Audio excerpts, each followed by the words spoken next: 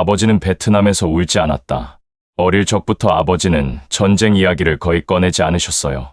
그 흔한 무용담이나 무섭고 장엄한 이야기, 영화 속에서나 나올 법한 전투 장면 같은 건 한 번도 들려주지 않으셨죠. 그저 베트남이라는 단어가 가족들 입에서 나올 때면 잠시 고개를 숙이거나 시선을 멀리 두셨어요. 마치 그 단어 자체가 무언가를 건드리는 버튼이라도 되는 것처럼요. 구독 버튼을 눌러주시면 매일 당신의 사연으로 남게 될 것입니다. 이 이야기가 당신께 작은 즐거움이 되길 바랍니다. 시작합니다. 아버지 방에는 오래된 군복과 낡은 모자가 있었어요. 군복은 세월의 발의 칼라 부분이 누렇게 변해 있었고 모자는 챙이 살짝 휘어져 있었죠.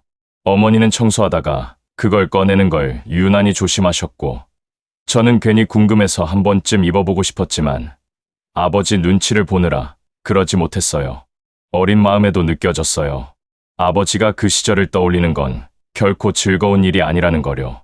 명절이나 친척 모임에서 삼촌들이 군대 얘기를 꺼낼 때도 아버지는 그 자리를 조용히 비우셨어요. 그러다 마당 한쪽에서 혼자 담배를 피우고 계셨죠. 그 모습이 지금 생각하면 참 많은 걸 말해주고 있었던 것 같아요. 삼촌들은 웃으며 옛 이야기를 나누지만 아버지만큼은 그 웃음에 함께할 수 없었던 거예요. 같은 군대라는 단어를 놓고도 아버지에게만은 다른 의미였으니까요. 학교에서 베트남 전쟁에 대한 수업을 들었을 때였어요. 교과서 속 사진에는 군인들이 줄지어 서 있고 헬리콥터가 하늘을 가르고 있었죠. 총을 든 채 웃고 있는 군인들의 얼굴 속에서 어쩐지 아버지를 닮은 사람을 찾으려 눈을 부릅뜨던 제 모습이 떠올라요. 하지만 아무리 봐도 그 속에 아버지 같은 표정은 없었어요. 그 군인들의 웃음은 너무 밝았고 눈빛은 너무 맑았어요. 아버지의 눈에는 늘 뭔가 깊이 가라앉은 그림자가 있었거든요. 저는 궁금했어요. 아버지는 왜 울지 않았을까? 뉴스에서 본 전쟁 속 사람들은 대부분 울거나 소리치거나 어떤 방식으로든 감정을 터뜨렸는데 아버지는 왜 그걸 안 했을까? 아니, 혹시 울었는데 우리에게만 숨긴 걸까? 그런 의문이 머릿속에서 맴돌았어요. 어느 날 집안 대청소를 하다가 아버지 서랍 속 깊숙이 넣어둔 작은 상자를 발견했어요. 낡은 나무 상자였는데 자물쇠는 없었지만 뚜껑이 잘 열리지 않았죠. 힘을 줘서 열어보니 안에는 누렇게 바랜 흑백 사진과 군번줄, 그리고 작은 메모지 몇 장이 들어 있었어요. 사진 속 아버지는 젊었고 옆에는 웃는 얼굴의 동료들이 있었죠. 그런데 그 웃음 속에 묘하게 묻어있는 긴장감이 있었어요. 마치 웃어야 하는 순간이라서 억지로 지은 표정 같았거든요. 메모지엔 날짜와 장소, 그리고 짧은 문장들이 적혀 있었어요. 오늘도 돌아왔다. 5명 중 3이 남았다. 별일 없었다. 짧지만 그 속에 담긴 무게는 어린 제가 감당하기 힘들 만큼 묵직했어요. 별일 없었다는 말이 오히려 많은 일을 말해주고 있었죠. 별일이 없다는 게 얼마나 다행스러운 일인지 그때는 미처 몰랐어요. 그날 밤 저는 아버지에게 그 상자에 대해 묻고 싶었지만 결국 입을 다물었어요. 아버지가 잠든 얼굴을 보면서 어쩌면 모르는 게 나을지도 모른다고 생각했거든요. 하지만 동시에 알 수 없는 당김도 있었어요. 아버지 마음속 깊은 곳에서 무슨 이야기가 아직 잠들어 있는지 그걸 언젠가는 들어야 할 것 같은 기분이었죠. 지금 돌아보면 그때부터였던 것 같아요. 아버지의 침묵이 제게는 하나의 수수께끼가 되었던 건 그 침묵 속에는 공백이 아니라 너무 많은 이야기가 차곡차곡 쌓여 있었어요. 그리고 저는 언젠가 그걸 열어야 한다는 걸 어렴풋이 느끼고 있었죠. 하지만 그 열쇠를 쥔 건 오직 아버지뿐이라는 것도 알았어요. 아버지는 사진을 잘 찍지 않는 사람이었어요. 어릴 적 제 앨범을 보면 가족 사진은 간혹 있지만 아버지가 혼자 찍힌 사진은 손에 꼽을 정도였죠. 카메라 앞에 서는 걸 유난히 불편해했고 웃는 모습도 어색했어요. 사진 속에서조차 입꼬리 조금 올라가다 마는 억지로 만든 표정이었죠. 마치 카메라가 자신의 내면까지 들여다볼까봐 경계하는 사람 같았어요. 하지만 아버지 서랍 속에서 찾은 흑백 사진 속 아버지는 달랐어요. 군복을 입고 어깨에는 총을 맸고 옆에는 웃는 동료들이 있었죠. 그 웃음은 활짝 펴진 것 같았지만 자세히 보면 눈가에 힘이 없었어요. 마치 사진을 찍는 그 순간만큼은 살아있음을 증명하려고 애쓰는 얼굴 같았어요. 그 표정에서 저는 묘한 절망감을 느꼈어요. 웃어야 하는 순간에도 마음은 다른 곳에 있었던 거죠. 사진 뒷면엔 간단한 글씨가 있었어요. 1969점 퀴논.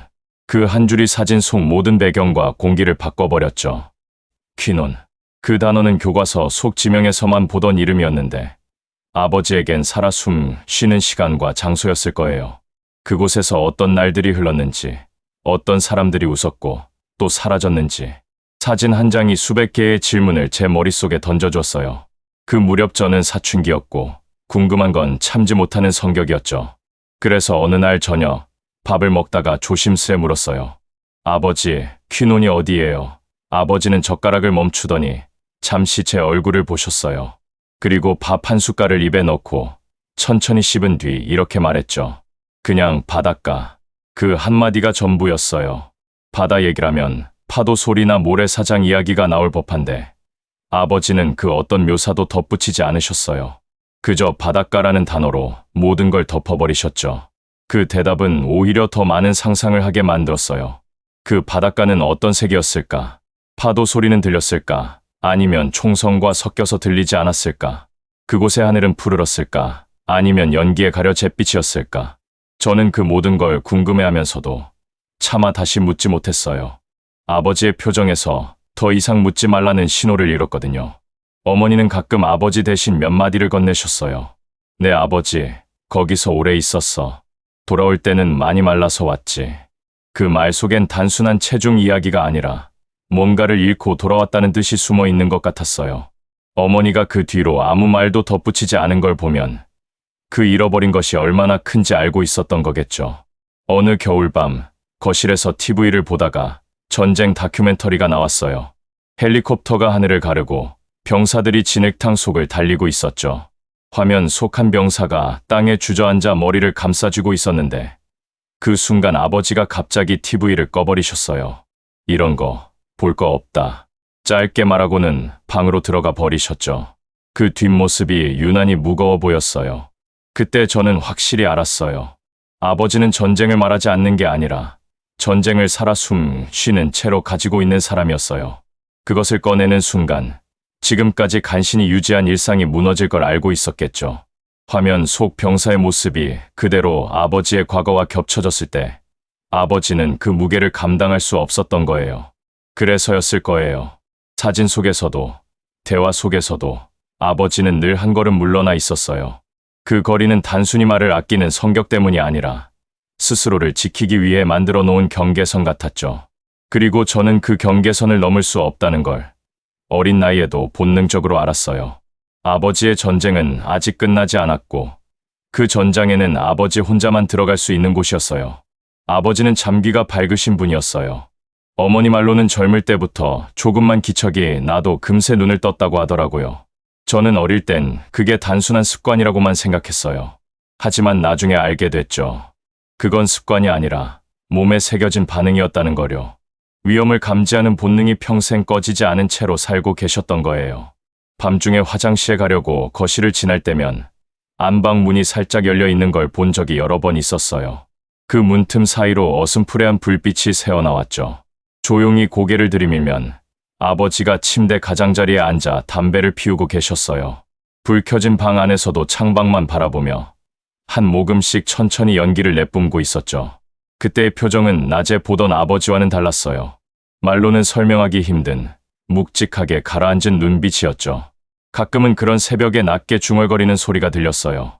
처음에는 무슨 말인지 알아들을 수 없었지만 시간이 지나면서 그게 사람 이름이나 지명이라는 걸 알게 됐죠. 흐엉, 퀴논, 키퐁두 같은 교과서 속에서도 찾기 힘든 단어들이었어요.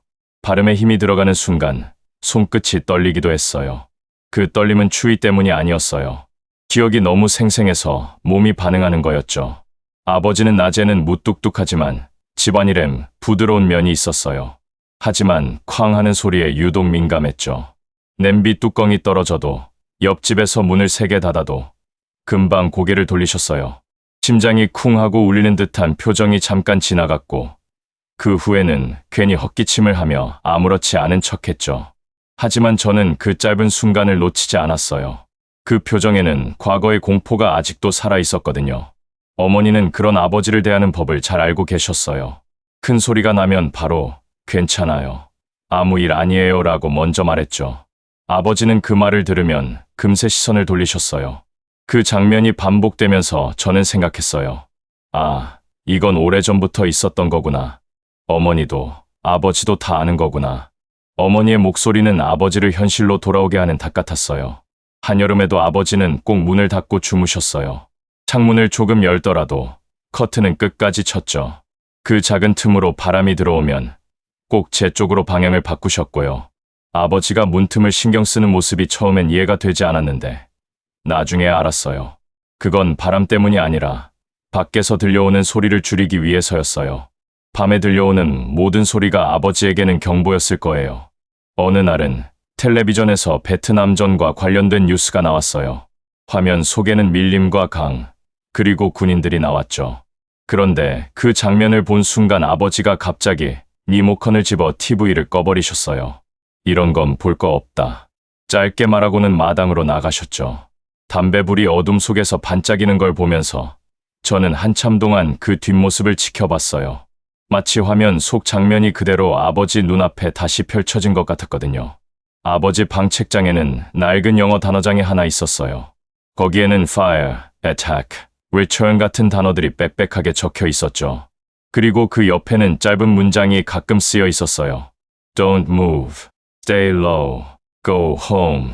단어만으로도 충분히 그림이 그려졌어야 그 순간 그 단어들이 단순한 영어 공부가 아니라 아버지에게는 생존의 언어였을 거라는 생각이 들었죠. 살기 위해 외워야 했던 절박한 단어들이었을 거예요. 저는 아버지에게 왜 그 단어장을 보관하고 있냐고 묻지 않았어요. 묻는 순간 그 안에 담긴 장면들이 제 귀와 눈에까지 옮겨올 것 같았거든요.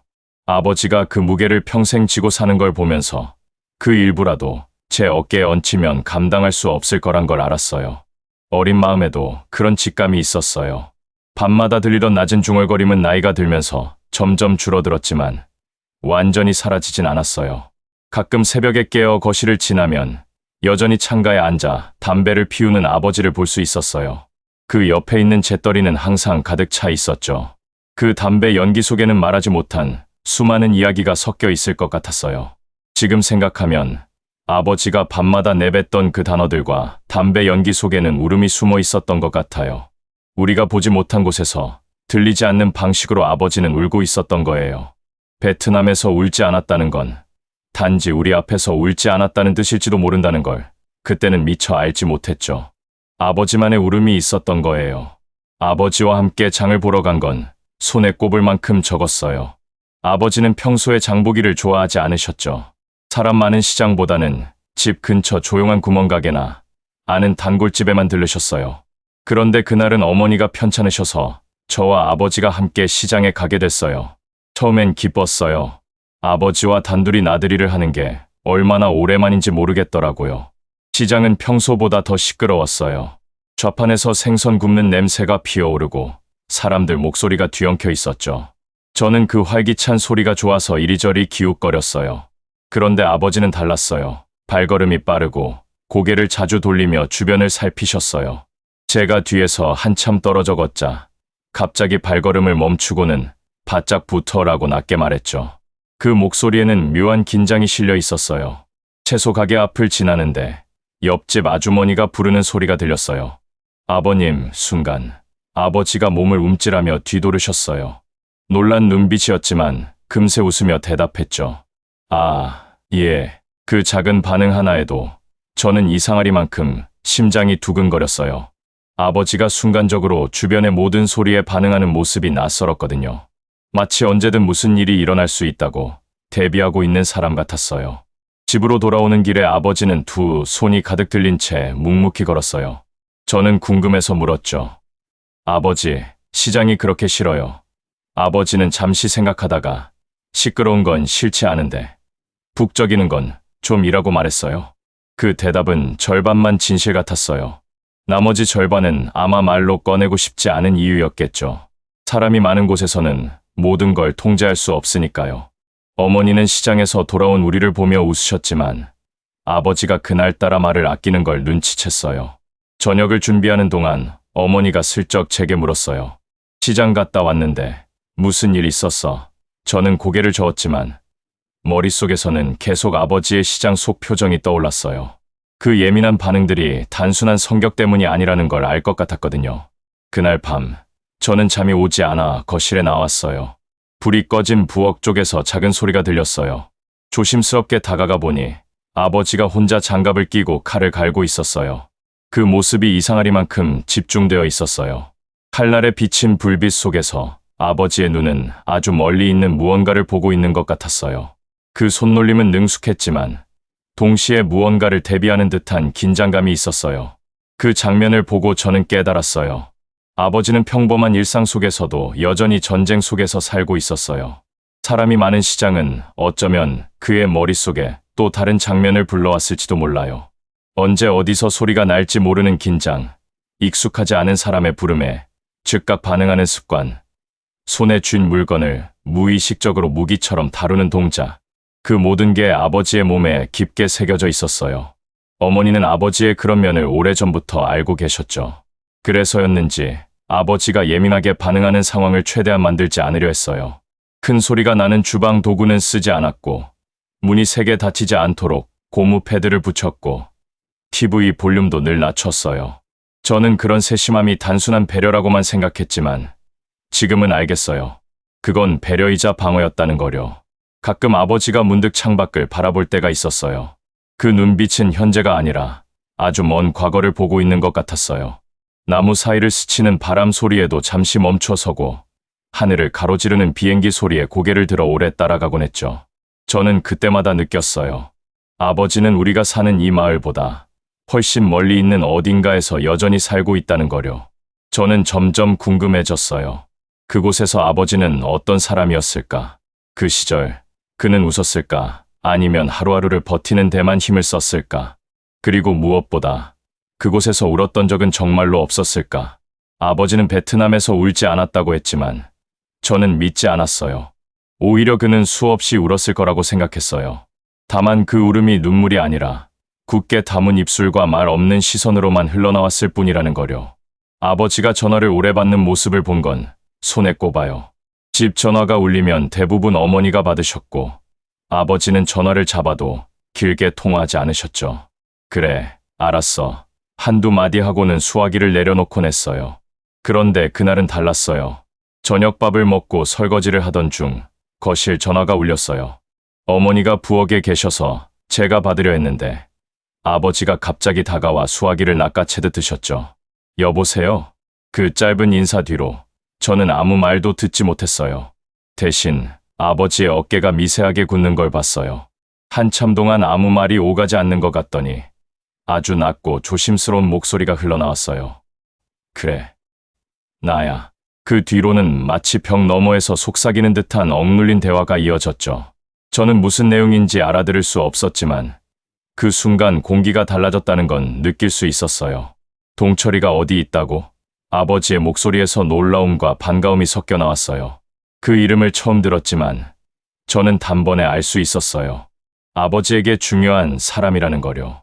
통화는 길게 이어졌고 아버지의 목소리는 평소보다 훨씬 부드러웠어요. 하지만 동시에 어떤 무거움도 섞여 있었죠. 그날 이후 아버지는 며칠 동안 평소보다 말수가 줄었어요.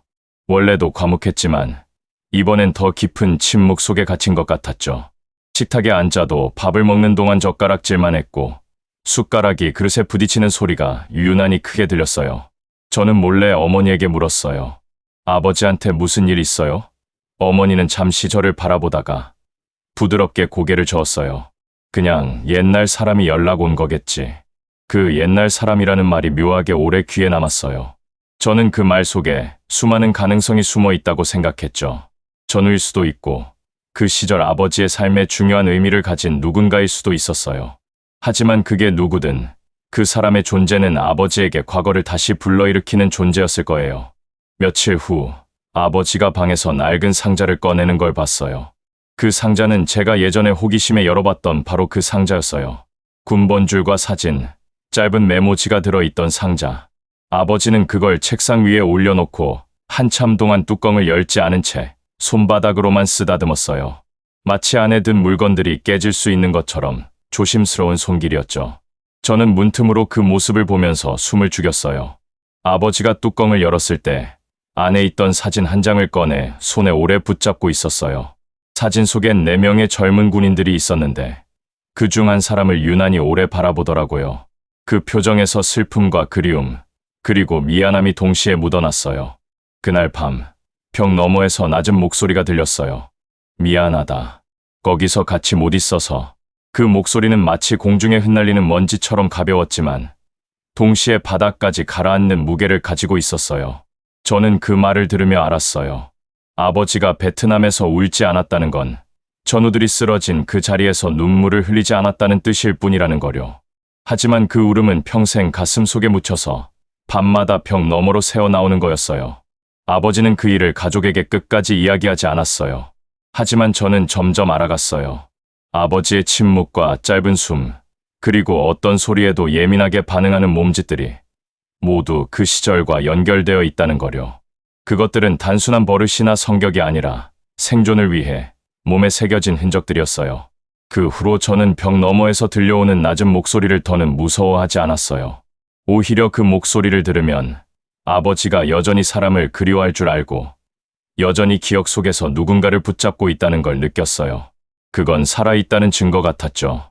그리고 마음속으로 다짐했어요. 언젠가 아버지가 스스로 그 이야기를 꺼내게 된다면 그날만큼은 저는 아무 말도 끊지 않고 끝까지 들어줄 거라고요. 아버지는 병원 가는 걸 싫어했어요. 몸이 불편해도 참는 편이었죠.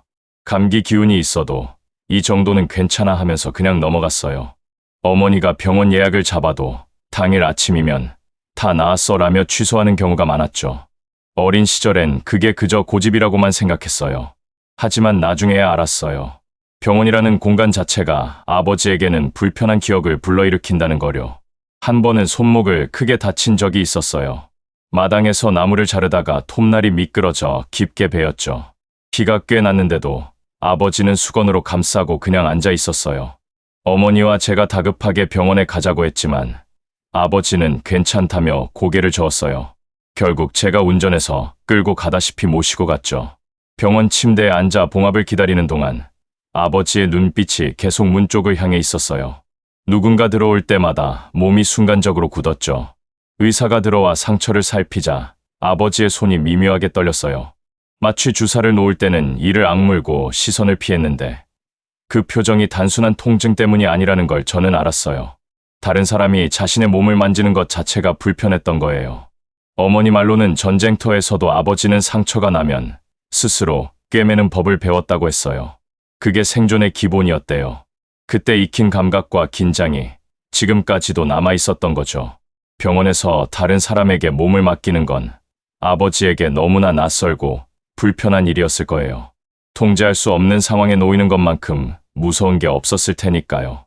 아버지 몸에는 우리가 모르는 상처가 많았어요. 여름에 반팔을 입으면 팔뚝에 길게 남은 흉터들이 보였어요.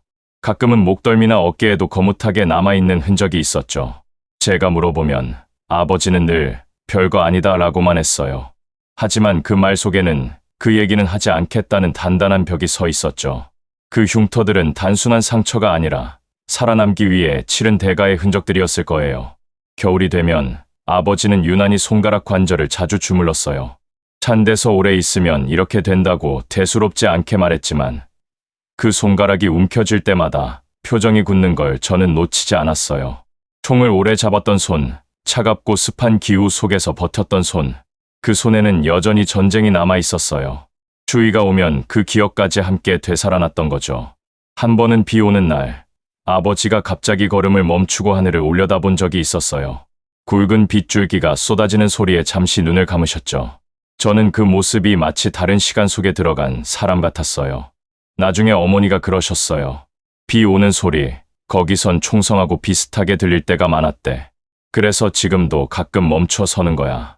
그 말을 듣고 나니 아버지가 왜 평소에 비 오는 날 외출을 거렸는지 이해가 됐어요.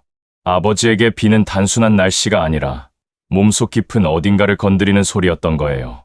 그 소리는 과거를 깨워서 다시 긴장하게 만들었죠. 평범한 일상의 소리들이 아버지에게만은 전혀 다른 의미였던 거예요. 이런 아버지의 모습을 곁에서 보면서 저는 전쟁이 끝나도 사람 안에서 결코 끝나지 않는 게 있다는 걸 배웠어요. 시간은 흘러도 몸과 마음은 그때의 기억을 계속 간직하죠. 아버지에게 베트남은 단지 지도로 표시된 나라가 아니라 몸에 새겨진 상처와 습관, 그리고 잊을 수 없는 소리였어요. 그래서였을까요? 아버지는 베트남에서 울지 않았다고 했지만 저는 그렇게 생각하지 않아요. 그 울음은 눈물이 아니라 굳은 근육과 굽은 어깨, 그리고 날씨와 소리에 반응하는 몸짓으로 흘러나온 거였어요. 아버지는 식사를 아주 천천히 하는 편이었어요. 숟가락질이 느린 건 단순한 습관이 아니라 한번 입에 넣은 음식을 오래 씹는 버릇 때문이었죠. 저는 그게 음식 맛을 오래 느끼고 싶은 마음이라고 생각했는데 어머니는 다른 이유를 알고 계셨어요. 거기선 늘 먹을 걸 아껴야 했대. 언제 또 먹을 수 있을지 몰랐으니까. 그 말을 듣고 나서부터 저는 아버지가 밥을 먹는 모습을 다르게 보게 됐어요. 숟가락이 그릇을 떠날 때마다 그 안에는 단순한 식사가 아니라 그 시절의 절약과 긴장이 담겨 있었던 거죠. 한 숟갈, 한 숟갈이 소중했던 시절의 기억이 아직도 아버지 안에 살아 있었어요. 어느 날 저녁, 식탁 위에 생선구이가 올라왔어요. 향이 고소해서 저는 서둘러 젓가락을 뻗었지만 아버지는 한참 동안 그 생선을 바라보기만 했어요. 그리고는 아주 조심스럽게 젓가락으로 살점을 떼어 밥 위에 올리셨죠. 그 동작이 마치 누군가를 떠올리듯 조심스러웠어요. 혹시 함께 나눠 먹을 사람을 기다리는 것 같기도 했고요. 식사 중에 대화가 길어지는 법은 거의 없었어요. 가끔 어머니가 하루 있었던 일을 이야기하면 아버지는 고개를 끄덕이거나 짧게 그랬어 하고 대답했죠. 그런데 어떤 날은 예상치 못한 순간에 아버지가 먼저 말을 꺼내셨어요. 거기선 밥이 이렇게 따뜻한 날이 거의 없었어. 아주 조용한 목소리였지만 그 말은 식탁 위의 모든 소리를 멈추게 했어요. 어머니와 제가 동시에 고개를 들었죠. 아버지는 잠시 젓가락을 내려놓고 허공을 보듯 먼 곳을 바라봤어요. 한 번은 바닷가 근처에 있었는데 그날따라 파도 소리가 잘 안 들렸어. 총소리가 더 컸으니까. 그 말이 나올 때 저는 아버지가 다시 그곳에 서 있는 것 같은 기분이 들었어요. 그의 눈동자가 순간적으로 흐려졌고 손끝이 아주 미세하게 떨렸죠. 그 짧은 순간에 아버지는 우리가 앉아있는 식탁이 아니라 총성이 울리던 그 바닷가에 있었을 거예요. 아버지가 가끔 들려주는 단편적인 이야기에는 늘 전쟁이 그림자처럼 붙어 있었어요.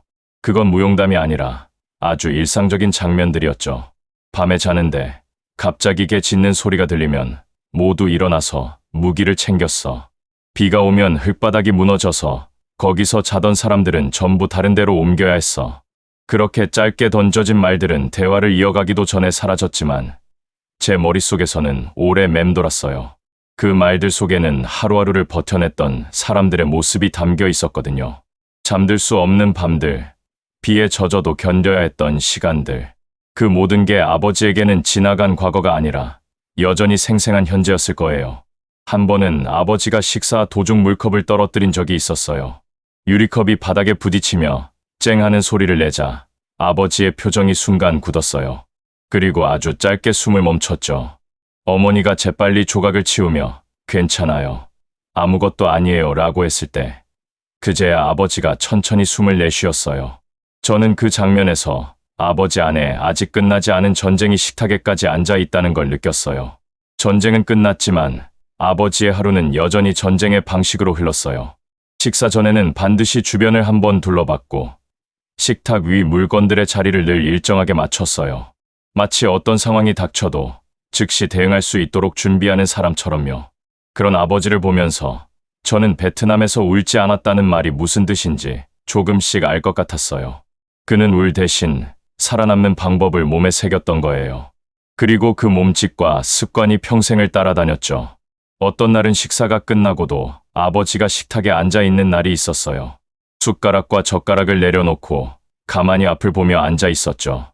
저는 그 눈빛이 현재가 아니라 과거를 보고 있다고 느꼈어요.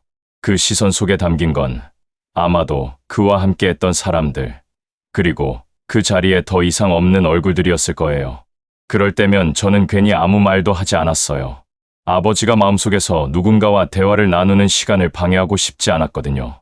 아버지는 라디오를 좋아했어요. 텔레비전보다 라디오를 더 자주 켰죠. 아침에는 짧은 뉴스, 점심에는 음악 프로그램, 저녁에는 날씨 예보까지. 그런데 이상하게도 채널을 돌리다가 군악대 음악이나 군 관련 소리가 나오면 금세 주파수를 바꾸셨어요. 아무 말 없이 손만 움직였지만 그 순간 표정이 아주 잠깐 굳었죠. 여름 어느 날 동네 행사에서 군악대 공연이 있었어요. 저는 친구들과 신나게 구경했는데 뒤를 돌아보니 아버지가 없었어요. 한참을 찾아다니다가 행사장 뒤쪽 골목에서 담배를 피우고 있는 아버지를 발견했죠. 왜 거기 계세요? 공연 안 봐요. 아버지는 짧게 웃으며 고개를 저었어요. 시끄럽더라. 난 이런 소리 오래 못 들어. 그 말은 웃음이 섞였지만 그 안에 담긴 건 분명 불편함이었어요. 군악대의 힘찬 연주 소리가 아버지에게는 전혀 다른 의미로 들렸을 거예요. 그 리듬과 박자 속에서 아버지는 다른 시절의 소리를 들었을지도 몰라요. 아버지는 특정한 소리에 예민했어요. 문이 갑자기 닫히는 소리, 유리병이 부딪히는 소리, 멀리서 들려오는 폭죽 소리. 그럴 때마다 아버지의 어깨가 순간적으로 움찔했죠. 그리고 몇 초 후 마치 아무 일 없었다는 듯 행동을 이어갔어요. 하지만 그 짧은 순간에 그의 시선은 어디론가 멀리 날아가 있었어요. 가을 저녁, 집 앞에서 마을 축제 불꽃놀이가 열렸어요. 터지는 소리가 연달아 울려 퍼지고 사람들은 환호했죠. 저도 마당에 나와 하늘을 올려다보고 있었는데 아버지는 집 안으로 들어가셨죠. 창문을 닫고 커튼까지 쳤어요. 아버지, 안 봐요? 예쁜데. 시끄러워서. 그 대답은 짧았지만 저는 알았어요. 그 시끄러움이 단순한 소음이 아니라 다른 시절의 총성과 포성, 그리고 무너지는 소리와 겹쳐진다는 거요. 어머니는 그런 아버지를 이해했어요. 불꽃놀이가 있는 날이면 미리 창문을 닫고 TV 볼륨을 조금 올렸어요. 혹시라도 밖에 소리가 너무 선명하게 들어오지 않도록. 그 배려 속에는 오래 살아온 사람만이 아는 조심스러움이 있었죠. 어머니에게도 아버지의 과거는 함께 짊어져야 할 무게였던 거예요. 한 번은 비 오는 날, 우연히 아버지와 함께 버스를 타게 됐어요. 버스 창문을 타고 흐는 빗물 소리가 일정한 박자로 이어졌죠. 저는 그 소리를 들으며 멍하니 창밖을 보고 있었는데 아버지가 갑자기 제 손을 툭 건드렸어요. 저 소리, 거기선. 말끝이 흐려졌어요. 아버지는 입을 다물었고 창밖을 보면서 담배를 꺼냈다가 다시 주머니에 넣으셨죠. 저는 거기가 어디인지 굳이 묻지 않았어요. 묻는 순간 아버지가 듣고 있는 빗소리가 제 귀에도 같은 소리로 들릴까 봐서요. 아버지의 과거는 이렇게 소리 속에 숨어 있었어요. 라디오의 음악, 폭죽의 터짐, 빗물의 떨어짐, 심지어 바람에 스치는 나무십 소리까지. 그 소리들은 아버지를 다른 시간과 장소로 데려갔죠. 그때마다 저는 옆에 앉아있는 사람과 아주 멀리 떨어져 있는 듯한 기분이 들었어요. 아버지만 들을 수 있는 소리들이 있었고 그 소리들은 우리가 함께 나눌 수 없는 것들이었어요. 그래도 저는 그 거리를 억지로 좁히려 하지 않았어요. 아버지가 스스로 돌아올 수 있도록 그냥 그 자리에 가만히 있었어요. 언젠가 아버지가 그 소리들을 온전히 현재의 소리로만 들을 수 있는 날이 오기를 바라면서요. 하지만 속으로는 알고 있었죠. 어떤 소리는 평생 아버지에게만은 과거의 소리로 남을 거라는 거요. 아버지가 먼저 전쟁 이야기를 꺼낸 날은 손에 꼽아요. 대부분은 질문을 해도 짧게 답하고 금세 화제를 돌리셨죠. 그런데 그날은 조금 달랐어요. 늦가을 저녁, 식탁에 고등어 조림이 올라왔을 때였어요. 김이 모락모락 피어오르고 간장향이 방 안에 퍼졌죠. 아버지는 젓가락을 들어 고등어 살을 조심스럽게 발라내더니 한참을 말없이 씹었어요. 거기선 이런 생선도 귀했어. 아주 조용한 목소리였지만 그 말은 식탁 위의 모든 소리를 멈추게 했어요. 어머니와 제가 동시에 고개를 들었죠. 아버지는 잠시 젓가락을 내려놓고 허공을 보듯 먼 곳을 바라봤어요. 그 시선 속에는 지금 이 따뜻한 저녁 식사가 아니라 전혀 다른 풍경이 펼쳐져 있을 것 같았어요. 어머니가 조심스럽게 물었어요. 그래서 그날은 어떻게 됐어요? 아버지는 숨을 한번 크게 들이마신 뒤 고개를 저었어요. 얘기해도 좋을 건 없어. 그 말과 함께 다시 고등어를 발라 밥 위에 올렸지만 젓가락 끝은 힘이 없었어요. 마치 그 순간 아버지에게는 음식 맛이 사라진 것 같았거든요. 식사 후 저는 부엌에서 설거지를 하면서도 아버지의 표정이 잊히지 않았어요. 그것은 단순한 회상이 아니라 여전히 끝나지 않은 전쟁의 한 장면을 끌어올린 얼굴이었죠. 저는 느꼈어요. 아버지가 전쟁 이야기를 하지 않는 건 기억이 없어서가 아니라 그 기억이 너무 선명해서였다는 거요. 너무 선명해서 차라리 말하지 않는 게 나은 거였어요. 그날 밤 아버지가 방에서 나오는 소리를 들었어요. 거실 불을 켜지 않은 채 창가에 서 있었죠. 저는 발걸음을 멈추고 그 모습을 지켜봤어요. 아버지는 아주 낮은 목소리로 중얼거렸어요. 그날 내가 한 발만 빨랐어도. 그 속삭임은 바람에 흩날리는 먼지처럼 작았지만 제 가슴에는 묵직하게 내려앉았어요. 그 말은 분명 누군가를 잃은 순간에 대한 것이었죠. 저는 그때 처음 알았어요. 아버지가 베트남에서 울지 않았다는 건 눈물이 마르도록 울었기 때문이 아니라 울음을 끝까지 억눌렀기 때문이라는 거요. 그 억눌린 감정은 입술 끝까지 차올랐다가 다시 삼켜지고 또 삼켜졌을 거예요. 그리고 그 무게는 평생을 가슴에 묻고 살아야 하는 것이었죠. 다음 날 아침 식탁에 앉은 아버지는 아무 일 없다는 듯 신문을 읽고 있었어요. 하지만 전날 밤 그 한마디가 제 귀에서 떠나질 않았어요. 한 발만 빨랐어도 그 한 발은 단순한 거리가 아니었을 거예요. 그것은 생과 사를 가르는 거리였고 평생을 짊어져야 하는 무게였죠. 아버지는 그 한 발의 차이를 평생 후회하며 살고 있었던 거예요. 그날 이후 저는 아버지와 마주 앉을 때마다 마음 한구석이 조심스러워졌어요. 농담을 하다가도 그 농담이 혹시 전쟁의 기억을 건드리지 않을까 생각했죠. 그만큼 아버지의 침묵은 단단했고 그 속에는 쉽게 꺼내지 못할 이야기들이 숨어 있었어요. 저는 점점 알아갔어요. 아버지의 침묵이 단순한 무관심이나 소통 부족이 아니라 보호막이라는 거요. 아버지가 입술 끝에서 흘려보낸 그 한마디는 제게는 울음보다 더 큰 울음 같았어요. 울음은 눈에 보이지만 억눌린 울음은 마음속 깊은 곳에서만 들리거든요. 그리고 저는 그 소리를 아버지가 세상에서 가장 사랑하는 사람들 앞에서도 숨기고 있다는 걸 알았어요. 그것이 아버지가 선택한 사랑의 방식이었을지도 몰라요. 아버지는 마지막까지 베트남 이야기를 길게 하지 않았어요. 그 침묵이 우리 집에서는 일종의 규칙처럼 굳어 있었죠. 누구도 먼저 묻지 않았고 아버지도 스스로 꺼내지 않았어요. 하지만 저는 알았어요. 그 침묵 속에는 수많은 장면과 목소리가 숨어 있다는 거요. 그리고 그것들은 아버지 혼자만 감당해야 하는 것들이라는 거요. 겨울이 깊어가던 어느 날 아버지가 혼자 마당에 나와 있었어요. 두 손을 주머니에 넣고 숨을 길게 내쉬면서 하늘을 바라보고 있었죠. 그날 하늘은 유난히 맑았고 별이 또렷하게 보였어요. 저는 그 옆에 서서 하늘을 올려다봤어요. 그러다 아버지가 낮은 목소리로 말했어요. 거기선 별이 잘 안 보였어. 하늘이 늘 시끄러웠거든. 그 한마디에 저는 다시금 느꼈어요. 아버지의 과거는 여전히 현재 속에 살아 숨 쉬고 있다는 거요. 같은 하늘을 보면서도 아버지는 전혀 다른 하늘을 기억하고 있었어요. 그 차이가 바로 아버지가 혼자 견뎌내야 하는 거리였던 거죠. 그날 밤, 저는 아버지가 무슨 꿈을 꾸는지 궁금했어요. 베트남의 하늘을 꿈꾸는지 아니면 지금의 평화로운 하늘을 꿈꾸는지. 어쩌면 아버지에게는 꿈속에서도 여전히 전쟁이 계속되고 있을지도 몰랐어요. 그래서 밤에도 잠귀가 밝고 새벽에 홀로 담배를 피우며 창밖을 바라보는 건지도요. 하지만 저는 점점 깨닫고 있었어요. 아버지가 베트남에서 울지 않았다는 건 단순히 눈물을 흘리지 않았다는 의미가 아니라는 거요. 그곳에서 아버지는 살기 위해 감정을 꽁꽁 얼려두었을 거예요. 울면 무너질 수 있었고 무너지면 살아남을 수 없었으니까요. 그래서 아버지는 울음 대신 침묵을 선택했고 그 침묵이 지금까지도 아버지를 지켜주고 있었던 거예요. 어느 날 아버지 방에서 이상한 소리가 들렸어요. 낮은 목소리로 누군가와 대화하는 것 같았는데 집에는 아버지 혼자밖에 없었거든요. 문 앞에서 귀를 기울여 보니 아버지가 사진을 보며 혼잣말을 하고 있었어요. 성호야, 너는 어떻게 지내고 있을까? 병수는 잘 돌아갔을까? 그리고 마지막에는 이름도 부르지 못하고 한참을 침묵하다가 미안하다는 말만 반복했어요. 그 순간 저는 깨달았어요. 아버지에게는 아직도 살아있는 사람들이 있다는 거요. 사진 속에서만 영원히 젊은 모습으로 남아있는 친구들. 아버지는 그들과 매일 대화를 나누며 살고 있었던 거예요.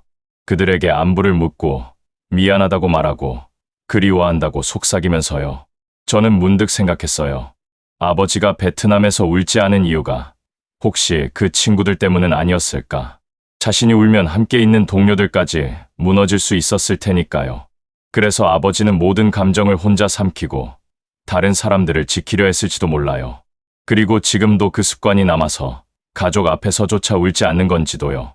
그날 이후 저는 아버지의 방에서 들려오는 작은 소리들을 다르게 들었어요.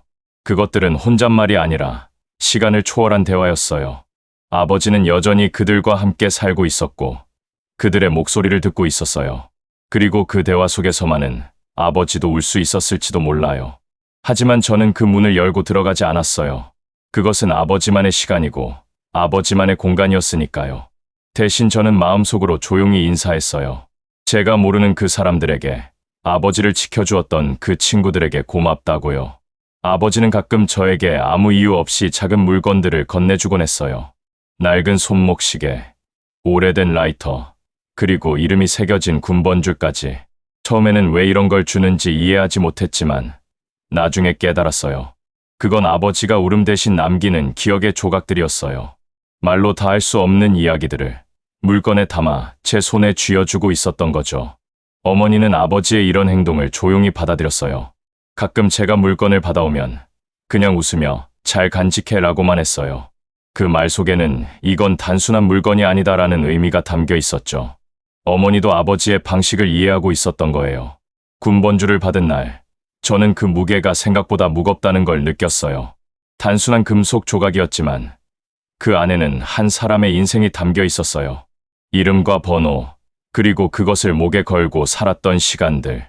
아버지는 그 모든 걸 제게 맡기고 있었던 거예요. 그날 밤, 저는 군번줄을 손에 쥐고 한참을 생각했어요. 이 작은 물건 하나에도 아버지의 전쟁이 들어있다는 거요. 그리고 이제 그 무게의 일부를 제가 나눠 가져야 한다는 거요. 아버지가 혼자 짊어지고 살았던 그 무거운 기억들을 이제는 가족이 함께 나눠야 할 때가 온 거였어요. 아버지가 세상을 떠나기 전 마지막으로 함께한 저녁이 기억나요. 그날은 특별한 음식이 아니라 평범한 된장찌개와 김치, 그리고 계란말이가 있었죠. 식사 중에 아버지가 문득 젓가락을 내려놓더니 제 얼굴을 오래 바라봤어요. 그 시선 속에는 말하고 싶은 것들이 가득했지만 여전히 말로 꺼내지는 않으셨어요. 살면서 울어야 할 때가 오면 참지 마라. 그 말은 너무 갑작스러워서 대답을 하지 못했어요. 하지만 그 순간 저는 알았어요. 아버지가 평생 하지 못한 말, 하고 싶었지만 삼킨 말이 바로 그거였다는 거요. 아버지는 울지 않았지만 저에게만은 울어도 된다고 말해주고 있었던 거예요. 그 말을 듣고 저는 뭔가 가슴이 뭉클해졌어요. 아버지가 평생 참아온 것들을 저에게는 참지 말라고 하는 그 마음이 얼마나 크고 따뜻한지 느꼈거든요. 아버지는 자신이 못다 한 울음을 저를 통해서라도 풀어주고 싶었던 거예요. 장례식이 끝난 뒤 저는 아버지의 방을 정리하다가 서랍 깊숙이 넣어둔 작은 상자를 발견했어요. 그 안에는 낡은 사진 몇 장과 군번줄, 그리고 반쯤 닳아버린 볼펜이 들어있었죠. 사진 속 사람들 중 절반은 이제 이 세상에 없을지도 몰랐어요. 그런데도 아버지는 그 사진을 끝까지 버리지 않았어요. 상자 맨 아래에는 작은 종이에 적힌 글귀가 있었어요. 울지 않는 건 있는 게 아니다. 그 짧은 문장을 읽는 순간 저는 눈물이 났어요. 아버지가 평생을 통해 전하려던 건 아마도 그 한 줄이었을 거예요. 울지 않아도 잊지 않는다는 것. 그게 아버지의 전쟁이었고 인생이었죠. 이제 저는 가끔 아버지가 서 있던 마당 한가운데에 서서 하늘을 봐요. 그 맑은 하늘 속에서 별빛 사이로 아버지의 숨소리와 억눌린 울음이 들리는 것만 같아요. 그리고 마음속으로 조용히 말해요. 아버지, 이제 울어도 돼요. 여기선 아무도 그걸 약하다고 하지 않아요. 아버지가 남긴 건 침묵이었지만 그 침묵 속에서 저는 세상을 버티는 법을 배웠어요. 그리고 무엇보다 기억하는 법을 배웠어요. 울음 대신 남긴 그 모든 것들이 제 삶의 일부가 되어 지금도 함께 살아 숨쉬고 있어요. 베트남이라는 단어를 들을 때마다 저는 이제 더 이상 교과서 속 지명을 떠올리지 않아요. 대신 아버지의 눈빛과 담배 연기에 섞인 속삭임과 밤늦게 들려오던 이름들을 생각해요. 그리고 알아요. 아버지는 베트남에서 울지 않았을지 몰라도 그 마음만큼은 평생을 울고 있었다는 거요. 그 울음이 이제 저에게 전해졌어요. 아버지가 하지 못한 울음을 이제 저는 할 수 있어요. 그리고 그 울음을 통해 아버지의 이야기는 계속될 거예요. 베트남에서 울지 않았던 한 사람의 이야기가 이제는 울 수 있는 또 다른 사람의 이야기로 이어지면서요. 어쩌면 이게 아버지가 바랐던 건지도 몰라요. 자신이 참아온 것들을 다음 세대는 참지 않아도 되는 세상. 울어야 할 때 울 수 있고 아파할 때 아프다고 말할 수 있는 세상. 아버지의 침묵이 만들어낸 건 결국 저희들의 목소리였을지도 몰라요. 지금도 가끔 밤에 잠이 안 올 때면 저는 아버지가 담배를 피우던 그 자리에 서요. 그리고 조용히 말해요. 아버지, 저는 울 거예요. 아버지가 울지 못한 만큼 저는 울 거예요. 그러면 바람이 불어와서 마치 아버지가 대답하는 것 같아요. 그래, 그렇게 해라. 그렇게 아버지의 전쟁은 끝나가고 있어요. 베트남에서 시작되어 우리 집 마당까지 이어진 긴 전쟁이 이제야 조용히 막을 내리고 있어요. 아버지는 울지 않았지만 저는 울 수 있으니까요. 그리고 그 울음 속에서 아버지의 침묵도 마침내 평화를 찾을 수 있을 거예요.